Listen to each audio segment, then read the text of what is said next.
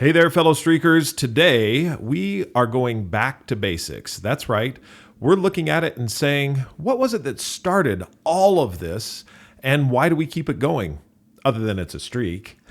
What are some of the things that we want to share with you? So today, it's back to basics. Let's start streaking.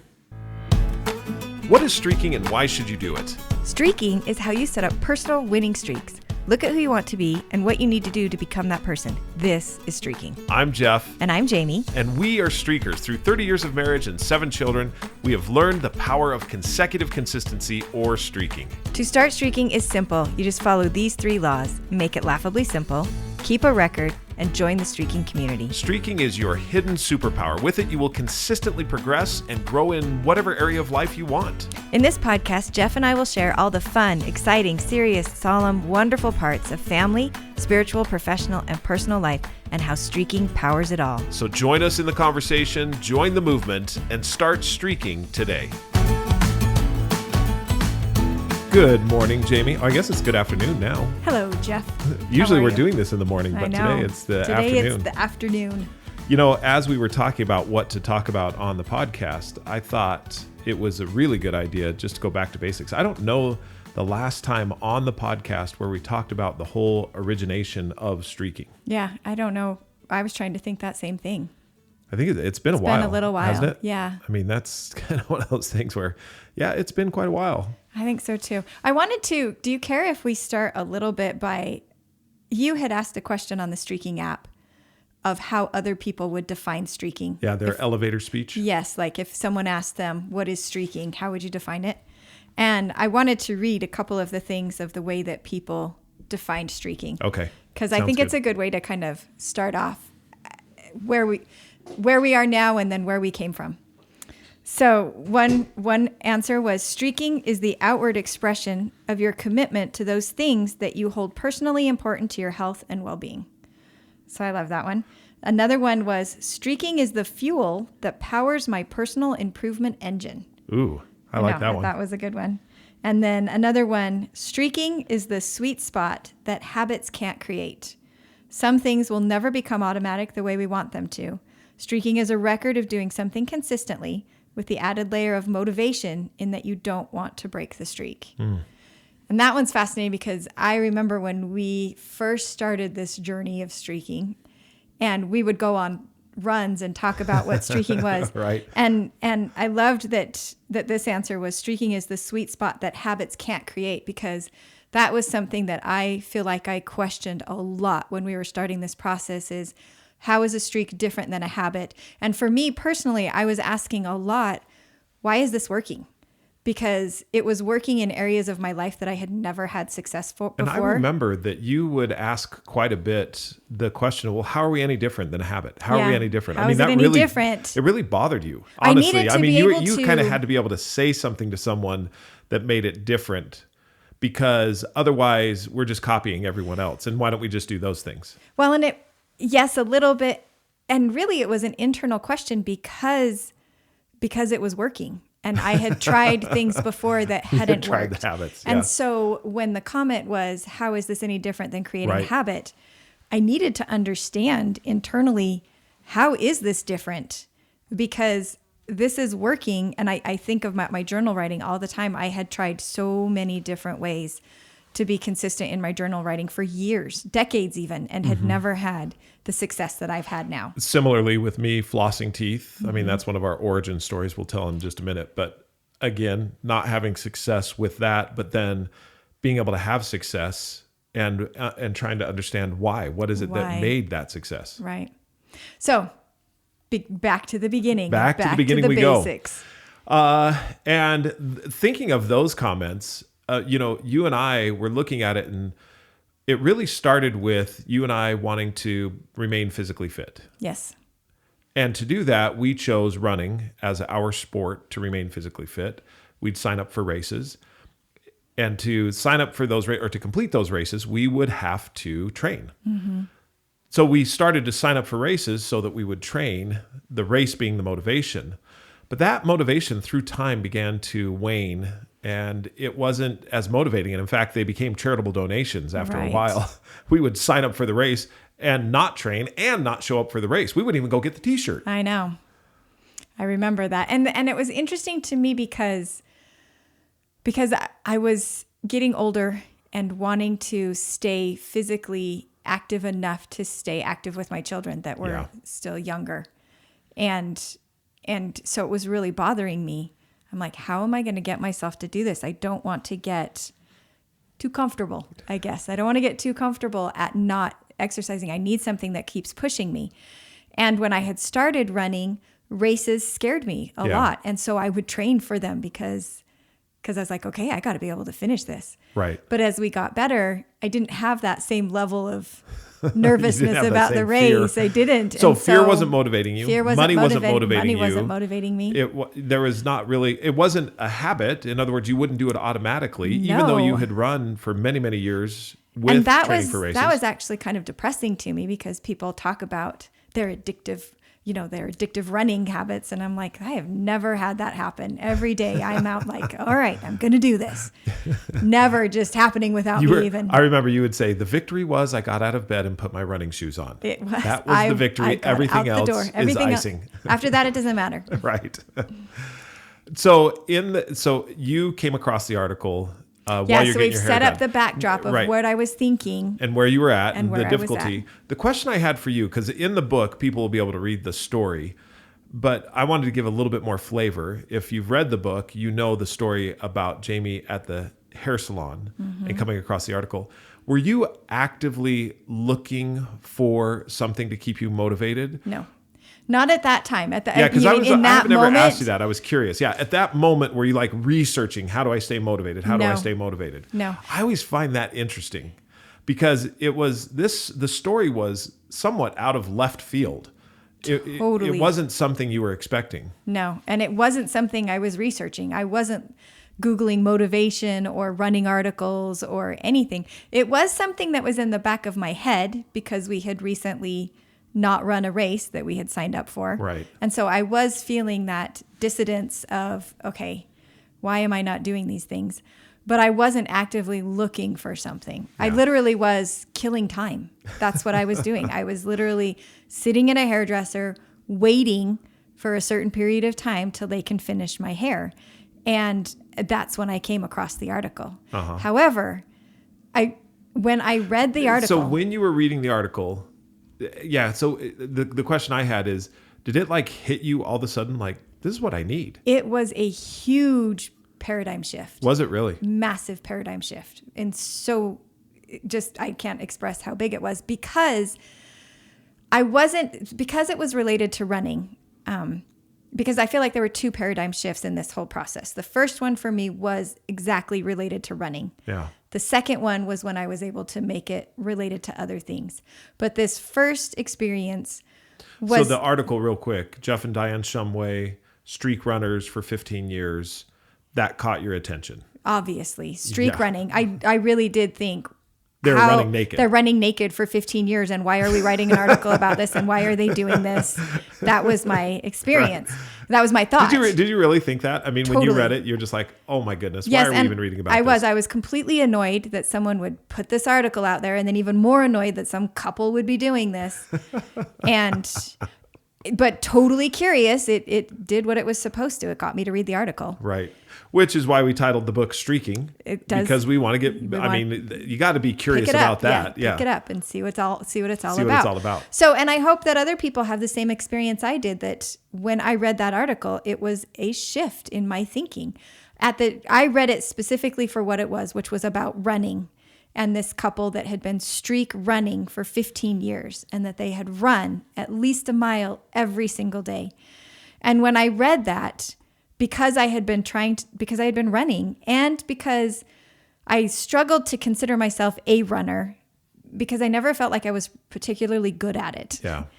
And so looking at this shift, looking at this couple that had changed it from, it didn't say how many races they had run. It didn't say how many miles they had run. The whole emphasis of the article was that they ran every single day. And so it talked about the different things that they had done to keep this streak alive. It talked about runs they had taken in airports or in other countries. It talked about times that they had done it at different times because they were traveling or different places. and the things that they had done to make sure that they could do this streak wherever they were for 15 years. That to me was the huge paradigm shift, where I switched from everything I had read about running was how fast you are running, how far you are running, what's your pace, how, are you doing hills or you're not doing hills? And this didn't talk anything about that. And the whole shift was just, can you do it every single day? Every single day. When you read it, you called me. I mean, do you remember calling me? Yes, I totally, because it was the first time that I thought, I wonder if this was exactly what I thought. I remember sitting there and thinking, I wonder if I could do this. Like, could I actually do this? Could I run every single day? And that's why I was like, well, I don't know, let's give it a try. And then did you call me? And that's when I called you. Because of course I thought, well, I don't want to do it alone. I want to have someone with me in this craziness. Because I remember that when you called me, and again, all in the book here, but let's give a little bit of the backdrop. I was getting ready to go on a consulting engagement. That was my life at the time, was basically getting on airplanes every single week, 3 times a night. I'd switch cities and go to different consulting engagements. And I was highly inconsistent in any of my training before this. And I think it's helpful to have a little bit of previous before this. I had actually been in a bodybuilding routine with a buddy. Mm-hmm. He and I would get up at 3:30 in the morning, and we'd go over to the gym and we'd lift for an hour to 2 hours. And I had done that routine for 3 years. Yep. And then I got a new job with Franklin Covey and started to travel every single day. And the gyms that are in the hotels were not as accessible. Right. And a lot of them at that time were not 24 hours, even though they were getting over to the 24-hour period of time. You didn't have a level of consistency as you traveled from city to city. Not at all. And I also didn't have the weightlifting. Yeah. The weights that were I was going to Lifetime Fitness at the time. And so my exercise just dropped off completely. Mm-hmm. And I'd run every once in a while, but I wasn't feeling good about myself. I was gaining weight. I was not doing well with eating, none of those things. So when you called and said, hey, would you like to try this streak running with me? I was like, yeah, I'd love to. And because you explained it to me what it was. And I said, yeah, I'd love to. And so I don't remember how we decided, but I think we were going to Mexico the next week. We had this big family vacation that we'd been planning for quite a while. And we asked each other, well, should we start on our vacation? Yeah. Didn't we? I mean, we were kind of, because I thought we were talking about it actually on the vacation. We're like, well, why don't we start today? We should just start here now. Right. And especially at the time, we're like, well, we're on the beaches of Mexico. If there was a beautiful place to run, this is it. This is the place. Let's do it. Let's make it happen. Yeah. So we started on March 23rd, 2013. Is that right? And have been going strong for 7 years. Now, after that, so we just started streak running. And I want to be transparent here. It wasn't like I just started and kept it going the whole time. It took me 3 weeks of a couple false starts to get. Think so. No, I think once we were in Mexico, before Mexico though, you had done a couple of false starts. But once we started in Mexico, that's when the streak that we have now started and kept going. Yeah. I know I had to restart twice. But that was before. That was before we went to Mexico. Okay. And the reason why I know that is because we had talked. That's why we had talked about it, because I hadn't quite joined you in the streak yet. I mean, you had said, why don't we start streak running? But we talked about it for a time. You started it and did a couple of weeks, and you had to restart a couple of times. Yes. But then when we went to Mexico, the streak that we have today was the streak that started in Mexico. And I learned a lot in those first few weeks, because it took me a minute to transition from that speed and distance mentality to consistency, because that's why I had to start over. Right. Was because I injured my foot right out of the chute and was like, not injured, not huge, but it was injury, but I was like enough that I couldn't run on it for a couple days. That was it. Right. And so it made me start thinking, how did they do this? How did they run every single day? Right. And it really was a shift in mentality. And the reason I bring that up is because it was instrumental in the way that we started the streak in understanding law number 1 Right. of make it laughably simple is that Right. I started off trying to still accomplish the task big and beautiful, and I wanted the run and the distance and the Wanted your speed PR. Get to your be PR, your important. personal- And it was personal record. hard to set that aside for a while, but it was this process of looking at it and saying, if I truly want to be consistent, I have to find a way that I can do this consistently. And pushing myself at that level that I had been pushing myself wasn't going to be something that I could maintain consistently if I Right. was serious about every single day. Yeah. That is something that has shifted for me as we've gone along, is the priority of being able to run tomorrow is prominent in my run today. Right. And so if I feel anything that would jeopardize my run tomorrow, I'll slow down. I'll knock it off. When I've gone a mile, if I feel that that's what it needs to be, then that's what it needs to be. I don't go any further, because the consecutive muscle is the muscle that we're building and strengthening. Right. So as we progressed in our running streak, I was fighting another problem, which happened to be my teeth. And what was problem with my teeth is I had periodontal disease. And in order to fight periodontal disease, you have to brush and floss every day. Brushing, not a problem. Flossing, a problem. Now, here's some of the behind the scenes story. Like I said, you can get the story in the book, but let me tell you a couple of the thoughts that I had as I was thinking about how do I deal with this periodontal disease? Because I dealt with it for a long time.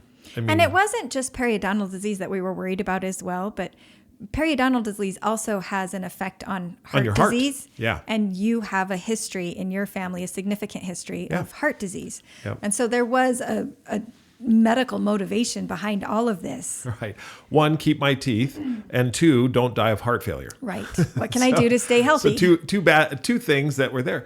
But what's interesting is even when life-threatening conditions are in place, that's not enough motivation to keep things going. I had a close friend who suffered a heart attack and had to change his diet.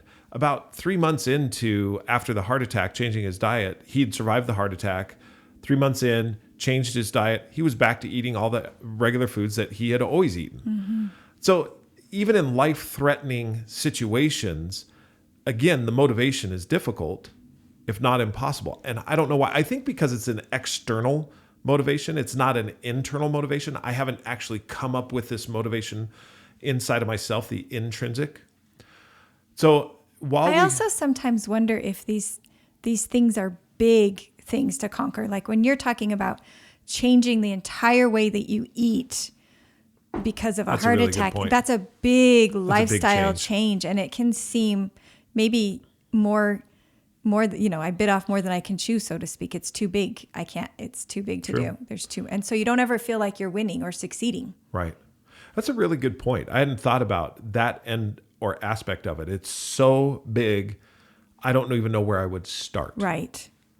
Which I don't know if that was my teeth, but I remember the day that I was looking in the mirror and felt and was hearing the conversation, having the conversation with myself, and hearing the voice of the dental hygienist saying, flossing is like exercising your gums. You do it twice a day and you'll be great.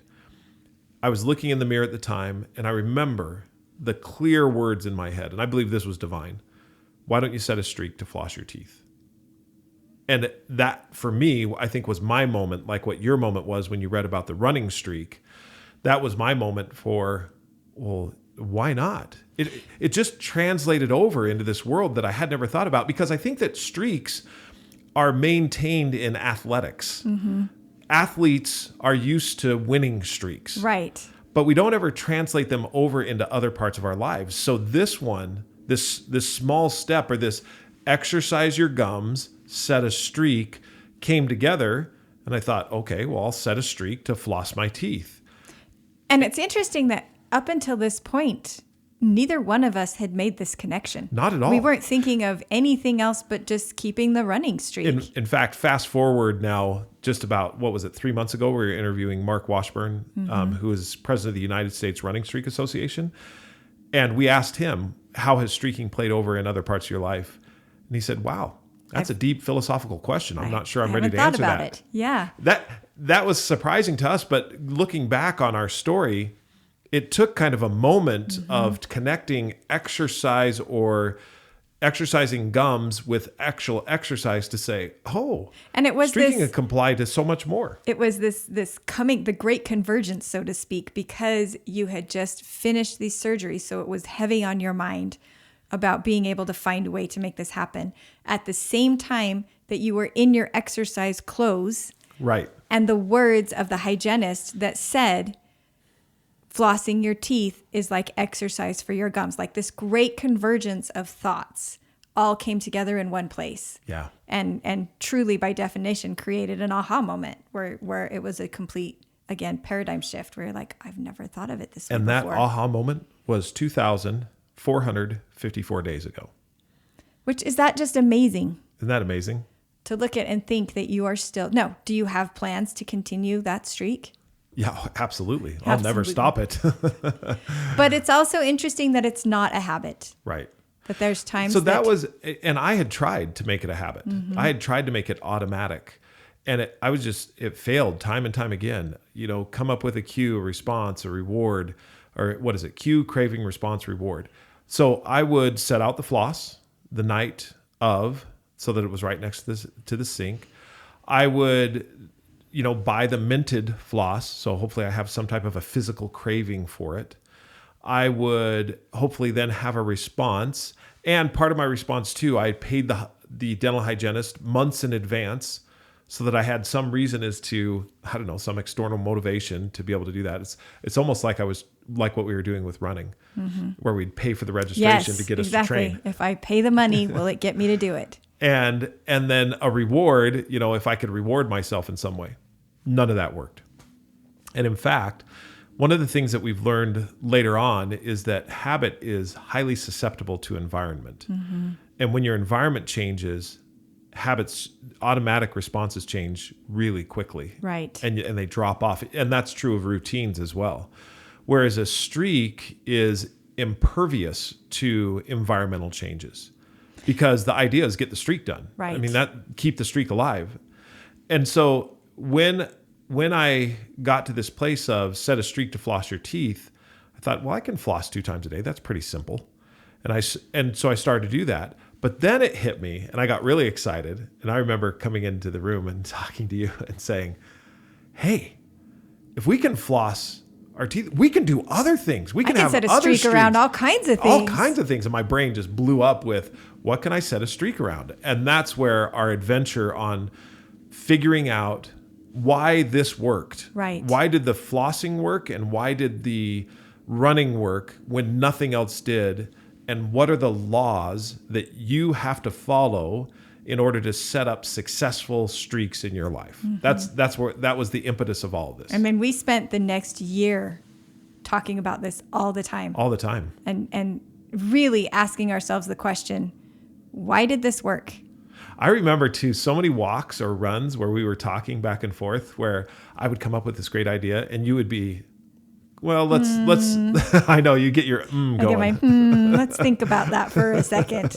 Hold up here, horsey. I remember one particular conversation, and I don't think this one is in the book, but I remember one particular conversation where we had come up with the first law, which was make it laughably simple. And in making it laughably simple, we were talking about, I think it was diet. And you're like, okay, well, what if my laughably simple was to eat at least one vegetable daily?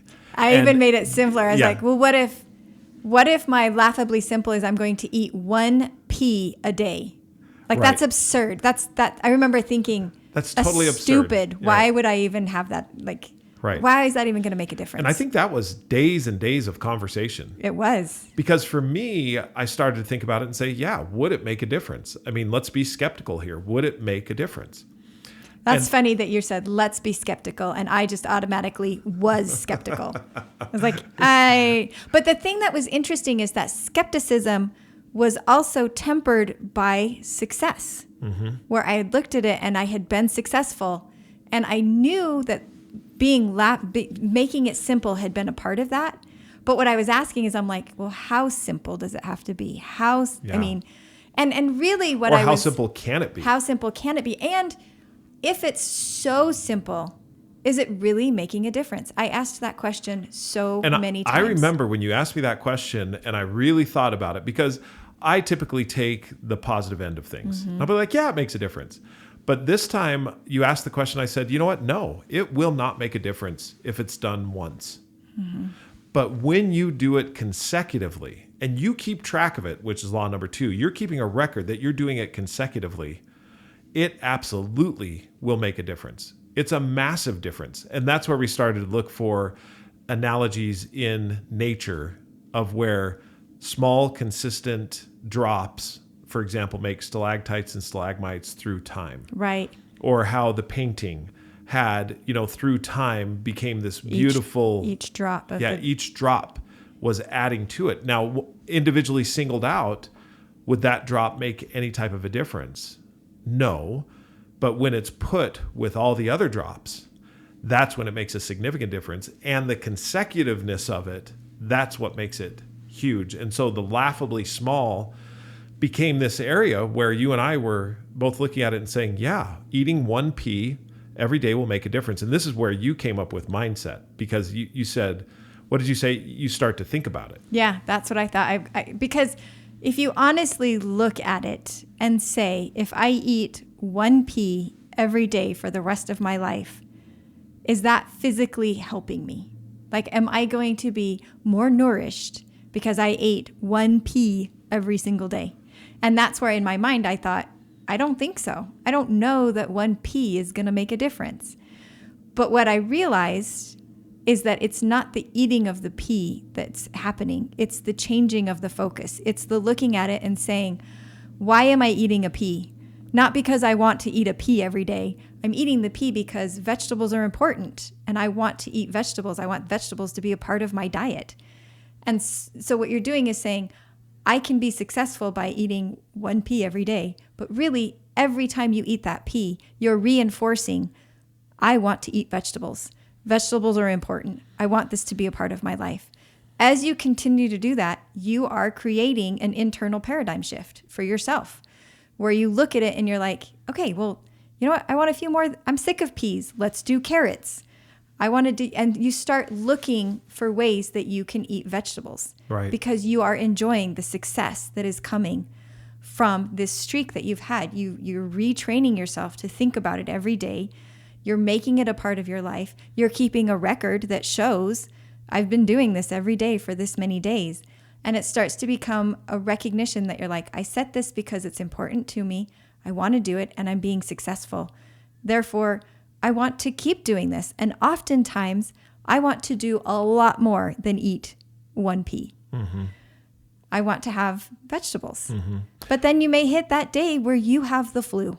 Or maybe 3 days where you have the stomach flu. And all you want to throw up is a pea. And you don't want to. And so it accounts for that. The Right. streak allows for that life to be, for that experience to be a part of life.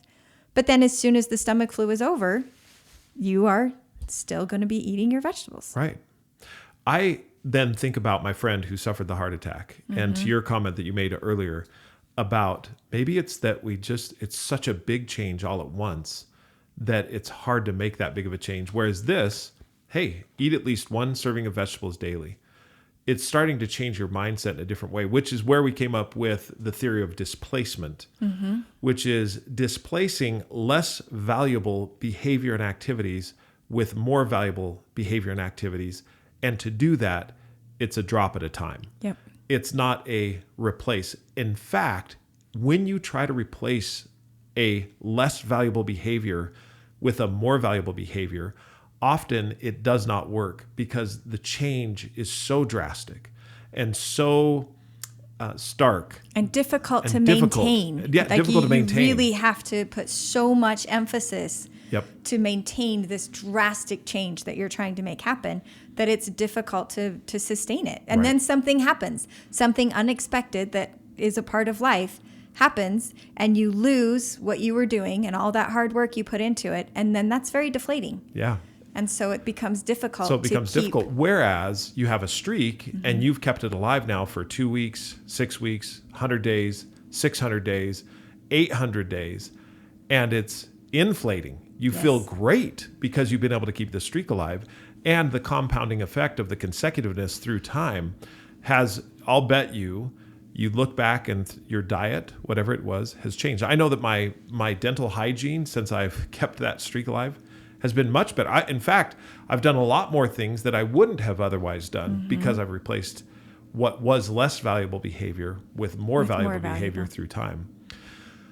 The second law, no record, no streak.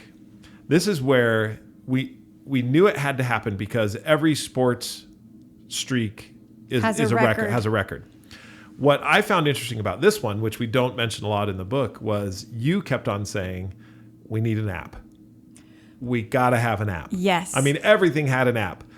And there was a reason behind that, though, is that when I was pregnant with my last child, I had not a streak because we hadn't discovered streaking yet, but I had a goal at the time, or that I wanted to walk 10,000 steps every day through that pregnancy.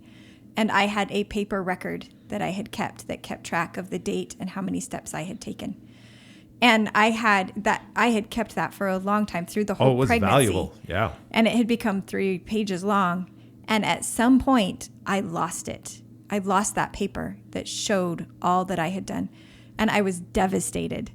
And so that had affected me so profoundly that I was looking at this and like, I understood the power of the record, because I remember how I felt every time I went to write how many steps I had taken that day, when I would have to turn over 2 or 3 pages to get to where I was and be like, look at this. This is how long I've been doing it. Like pages. I've been doing this for pages.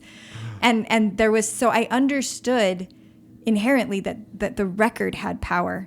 Right. What I didn't want to go through was the devastation of losing the record again. I'm like, I can't do that again. There's got to be a way that there's a permanent way to keep this. Because streaks become so valuable. Yes. As they get into 3-digit and 4-digit territory, we're like, oh man, we got to have something. And I wanted a way to be able to keep track of multiple things that I was doing. That was only one thing that I was doing, the 10,000 steps a day.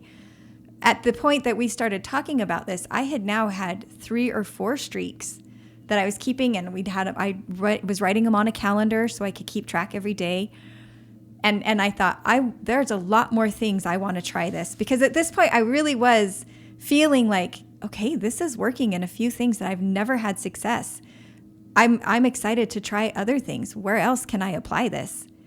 And as that continued, as I wanted to set more streaks, I'm like, there has to be a way that we can keep this record easier, that it's with me all the time, that I'm not taking a calendar with me, that when I complete a streak in the morning or in the middle of the day, I can mark it off and not have to wait until the end of the day. Because believe it or not, when you're doing something consistently every single day, at the end of the day at night, you can go back and be like, was that this morning that I'm remembering, or was it yesterday morning? I'm not 100% sure. I don't remember exactly. And so having an app where I could mark it off as soon as I was done, even if it was meant that I was, away from home and didn't have my record with me, that was important to me. That was something that I wanted from the beginning. As I think about that, I remembered then, just again, divine providence, going to lunch with Dave, a friend of ours, and mentioning streaking, and he just said, well, I want to make an app for that.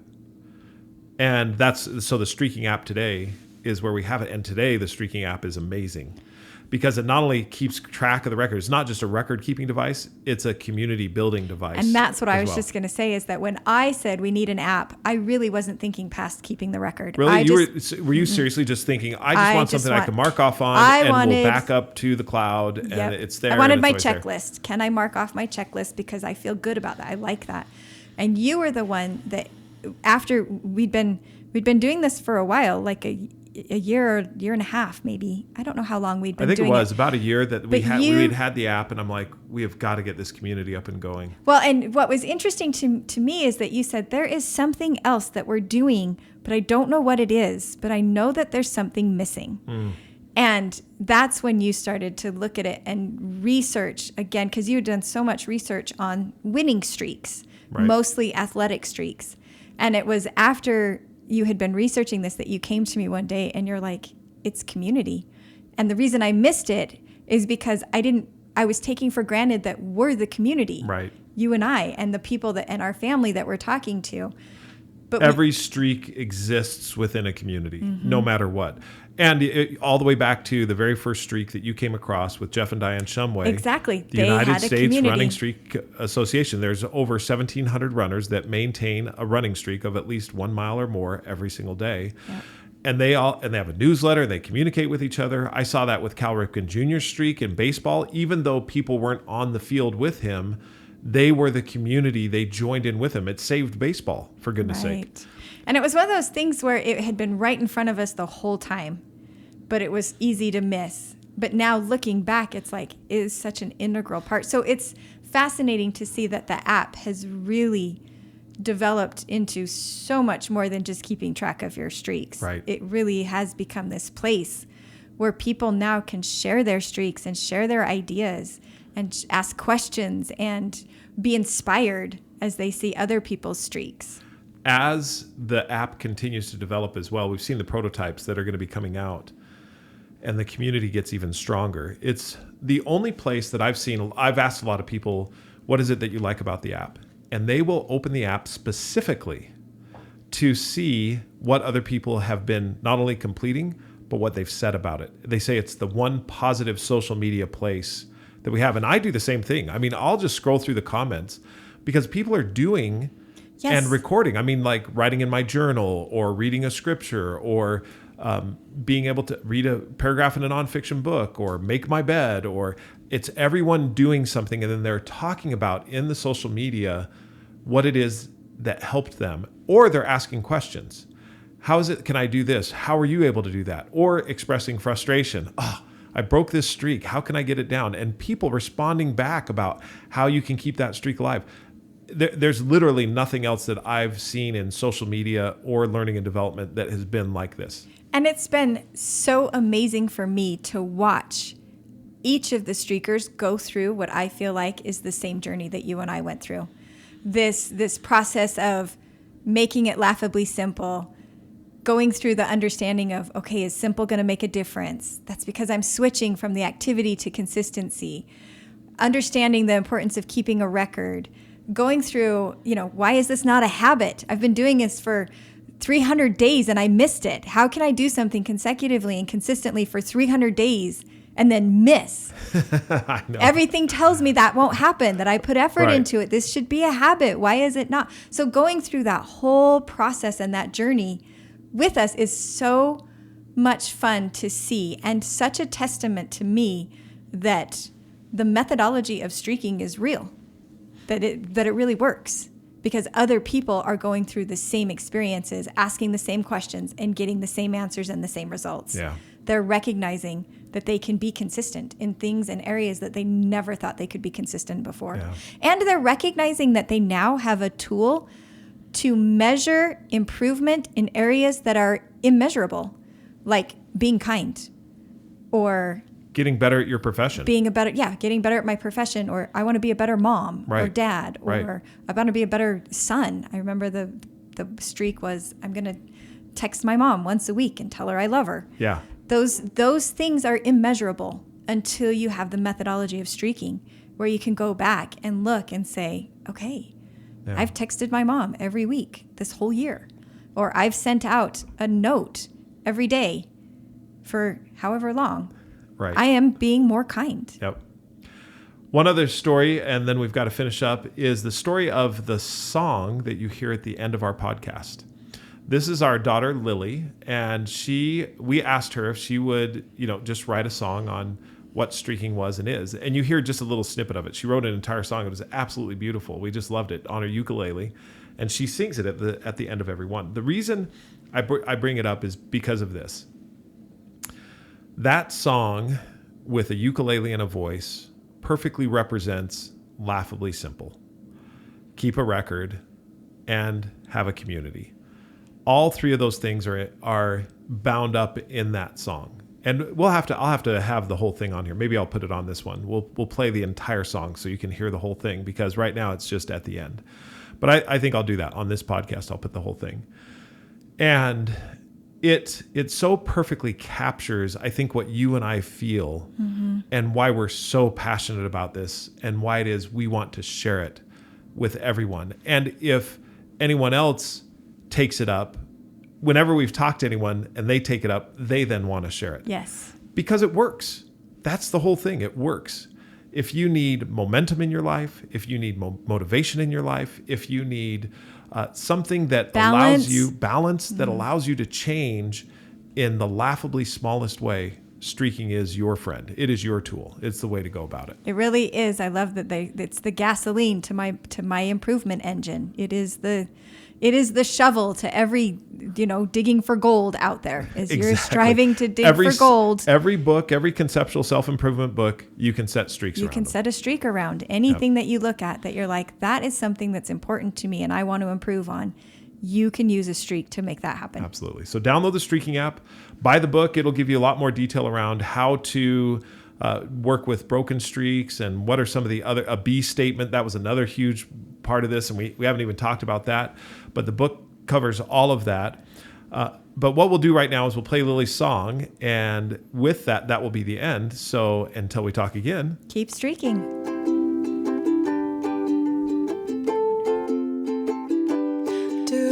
Ever feel hopeless? All these things you wanna do, just can't seem to ever focus. All these goals falling through. Did you set a resolution and say this time I'll see it through? But it's January 4th and you're already feeling blue. Go big or go home, they say, but I can show you a simpler way. It's the small and simple things that make the life we live worth living. Among the rush, do one push-up, become a better you. It's the small and simple things that make you grow into what you're hoping. You're in a hurry, don't even worry. It's too simple not to do. It's the little things that make a better you.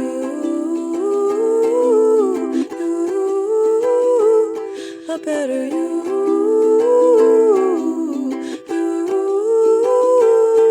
It's the little things that make a better